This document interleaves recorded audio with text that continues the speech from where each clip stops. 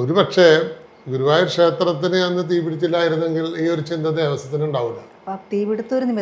തീർച്ചയായിട്ടും ഞാൻ ഒരുപാട് സ്ഥലങ്ങളിൽ സംസാരിക്കുമ്പോഴൊക്കെ ഗുരുവായൂർ ക്ഷേത്രം തീ പിടിച്ചതിനെ കുറിച്ച് എനിക്ക് ദുഃഖം തന്നെയാണ്. കാരണം അത്രയും ആ കാലഘട്ടത്തിലുണ്ടായ ഒറിജിനൽ പൈതൃകം നഷ്ടമായിപ്പോയി എന്നുള്ളത് തന്നെയാണ്. പക്ഷേ അതിന് നിമിത്തമായത് ഈ ഗുരുവായൂർ ക്ഷേത്രത്തിൽ ഒരുപാട് കലാരൂപങ്ങളെ പഠിപ്പിക്കുന്നുണ്ട്.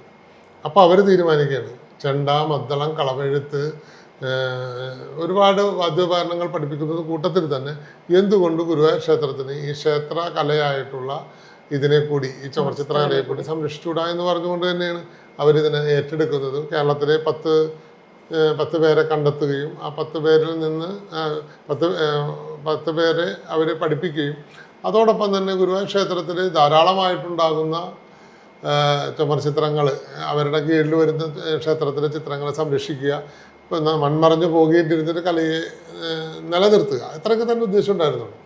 അപ്പോൾ ആദ്യത്തെ ഒരു 10 പേരെ എടുത്തിട്ട് നോക്കാം എങ്ങനെയാണെന്ന്. പക്ഷേ ഞങ്ങൾ 10 പേര് അവിടെ വരുമ്പോൾ സത്യത്തിൽ ഞങ്ങളെല്ലാവരും സാമ്പത്തികമായിട്ടും എല്ലാ തരത്തിലും വളരെ പിന്നോക്കാവസ്ഥ തന്നെയായിരുന്നു.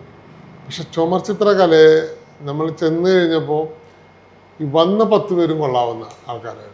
ഇന്ന് കേരളത്തിൽ അറിയപ്പെടുന്ന 10 പേരും അറിയപ്പെടുന്നവർ തന്നെയാണ്. അവർ സത്യത്തിൽ അവർക്ക് ജീവിക്കാൻ വേണ്ടിയിട്ടുണ്ടാക്കിയ വഴിയാണ് ഇന്ന് ലോക കലാശ്രദ്ധയിലേക്ക് ചുമർചിത്രകല മാറി വരുന്നത്. കാരണം ഞങ്ങൾ ഓരോരുത്തരും ഞങ്ങൾക്ക് ജീവിക്കാൻ വേണ്ടി ഓരോ തരത്തിലുള്ള ബുദ്ധി പ്രയോഗിച്ചു.